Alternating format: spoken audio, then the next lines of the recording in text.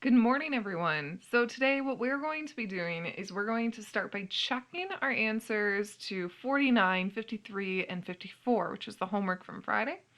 And when we are done with that, I'm going to give you guys a few more problems, and these problems are going to serve as your quiz for this section. And you'll have today and tomorrow to make sure that you get to the right answer. And in order to make sure that you get to the right answer, that does mean you're going to be working slow, and it does mean that you're going to have to check your answer. Of course, I'll be online to help if you want help from 10:30 until 11:30, both today and tomorrow. And if those times don't work for you, don't be afraid to send me a message, and I will find a way to meet up with you either today or tomorrow to help you out. Okay, so let's start by looking over the problems that we had from before. Now remember that when we are doing these problems, the first thing that you're going to want to do is you're going to want to find a way to organize it so it's a lot easier to deal with your information. So I'm going to start organizing it by just trying to figure out like what can I combine, what can I simplify, and I remember that when I'm multiplying fractions, I'm allowed to multiply across the top and across the bottom if there's a multiplication sign there. So since there's that multiplication sign there, I can multiply across here and across here. Now this is where the organization really comes into play. All of these things are multiplied together, which means I can move them around as much as I want as long as they're staying in the numerator or in the denominator. So I'm going to move my coefficients to the front of the equation or expression, and that means that I'm going to get 4 and 5 from the top up in the front of my fraction. And I'm doing this because I know that if they're normal numbers, I'll be able to multiply them. Like I know that 4 times 5 is 20, so I'd be able to multiply that. And I can do the same thing along the bottom, and I'm going to keep them stacked over each other, where I have this 2 times 2, because maybe I'll be able to find a pattern there, since I know that if everything's multiplication, I'll be able to split this up into smaller fractions again if I want. So I've got my normal numbers out, and notice that I am crossing them off as I go because that way I know for sure I don't miss anything. Next I'm going to get my x's together. Let's use a different color pen here. I'm going to get my x's together, and that's going to give me x to the third up here. I have another just x, which remember is x to the first, so I'm going to write that first power there so I don't forget. And along the bottom, I only have one x, and it's right here. So let's just cross that out and move that to underneath the x's, keeping them stacked. That leads me to my final part, which is just my y's in this case. And I have y to the third and y squared along the top. And then along the bottom, I have a y, which would be y to the first, and a y, which is y to the first. Okay, for my next step, I'm going to simplify. Now, when you're doing this, you might want to look for patterns that can make things go a little bit faster for you. So for instance, if I'm looking at this, well, this is something I could technically just plug into my calculator, but I don't need my calculator for this. I know that I have 4 times 5 over, well, 2 times 2, which is 4. If I have 4 times 5, and the fraction sign, remember, is division, that means I have 4 times 5 divided by 4. And a multiplication can be undone by division, which means that this is really just 5 with nothing in the bottom because that cancels out the 4's. So that means that I've simplified my number part of this. And again, you could have done 4 times 5, which is 20, divided by 4, and 20 divided by 4 is just 5. And since I know it's a whole number, it'd be 5 over 1. I just don't need to write that 1, right? This is just like a kind of hidden 1 down here. All right, so let's look at my next section. Now I can use that same principle with the next one. Yes, I can go through all the rules of exponents, but what you might notice is you have an x to the first over an x to the first. Well, those are the same thing. They're the exact same numbers. That means I'm multiplying by a number and then dividing by it, which means that those numbers cancel out. So here, I could just cancel out this x to the 1 rather than going through the whole process of adding and subtracting. And since what's left is left in the top, I'm going to keep it in the top as x to the third.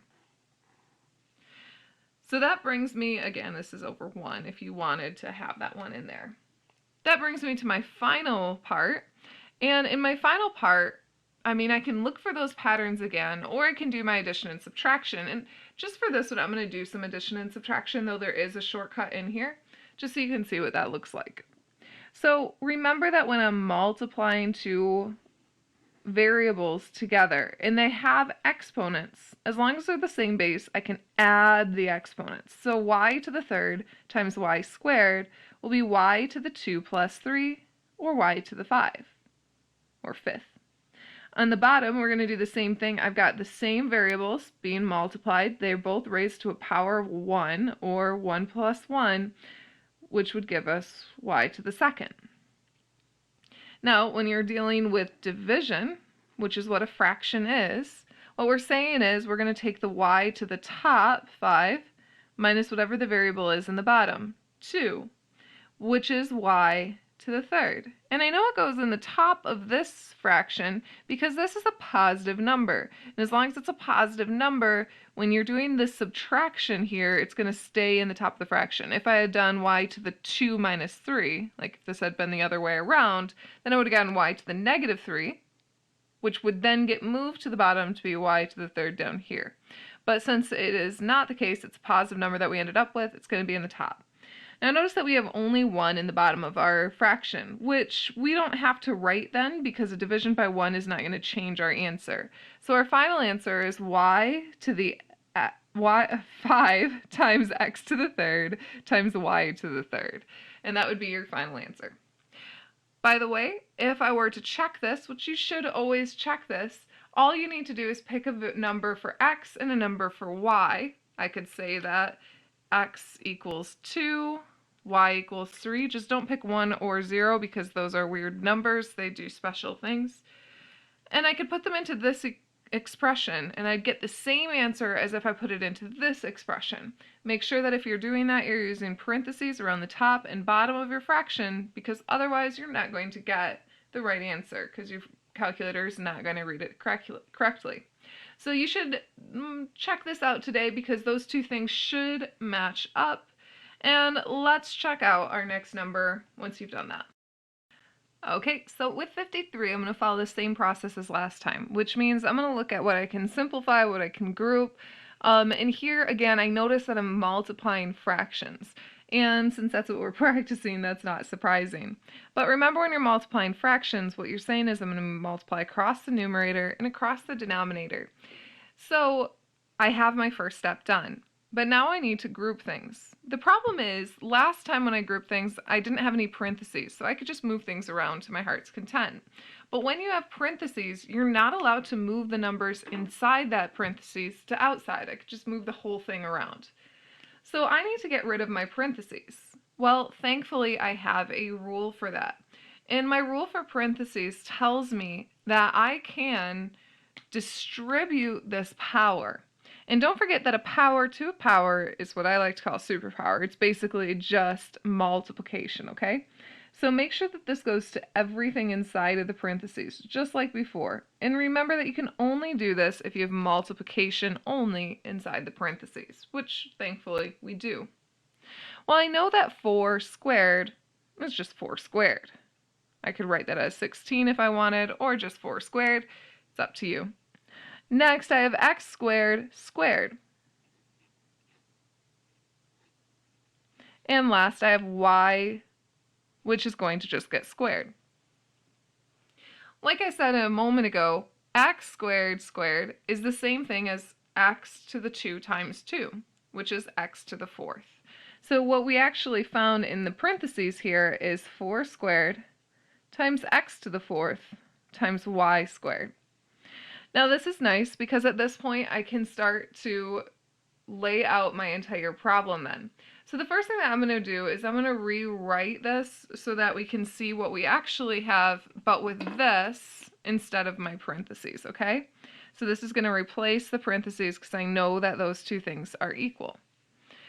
So here, what I actually have is 6x squared y squared times what's in my parentheses, 4 squared x to the 4th y squared, And all of this is over the bottom over here, which is xy to the third times xy squared. Okay, at this point you're probably pretty comfortable with what we have to do, and that is we have to organize our terms. So I'm going to start with just my coefficients, which are my normal numbers. I'm going to pull to the front of my fractions. So along the top, or numerator, I have 6 times 4 squared, which I could write as 4 squared or 16. Along the bottom, I don't have any coefficients, so currently this whole thing is over 1. Remember, because 1 is that hidden number that you're multiplying this whole thing by. I do not need to write this 1, but a lot of times I like to write it just to remind myself that, hey, I did actually finish organizing this part. I didn't forget anything. So now I've taken care of my numbers. Let's look for my x's and pull those out as well. So here I have x squared and x to the 4th. And I have no addition signs, so I know I can move things around like this. And along the bottom, I have x and x, which is x to the 1st times x to the 1st. Last but not least, I have my y variables. And with my y's, I have y squared and y squared along the top. And along the bottom, I have y to the 3rd, y squared. And again, notice I'm keeping them over top of each other. I could do a box around each portion and I wouldn't have to do like a weird distorted box. It makes it very easy to see as you're simplifying things. So here I have 6 times 4 squared, which is the same as 6 times 16. And you can go ahead and work that one out yourself, but just so that you know, this one is the same as 96. So we end up with 96 here. In my next portion, I have, well, if I looked at x to the 1st times x to the 1st, that is the same as x squared. And I know that if I have x squared times followed by divided by x squared, these two things are going to cancel each other out, which means I'm going to be left with x to the 4th, the only thing that was not touched. And I'd be done with that portion. For my last one, I can, at this point, simply cross out part of it. You might notice that we have 2y squared, a multiplication by it and a division by it, which gets rid of this. So what I'm left with is y squared over y to the 3rd. Remember that when you have this fraction sign, you're subtracting the exponents rather than dividing. So it's going to give us y to the 2, top, minus y to the 3rd, or y to the 2 minus 3. And that's going to give us y to the negative 1. Remember that we don't want negatives, though, in our final answer. So in order to get around that, what I'm going to do is I'm going to use that negative to move it into the bottom, because the negative in the exponents tells you that it should be down here. So this would be our final answer, 96 x to the 4th over y to the 1st. And again, you can check your answer by picking numbers for x and y, putting them into this and putting them into this. Don't forget, you need parentheses around the top and around the bottom if there were more than one thing in the bottom of your fraction.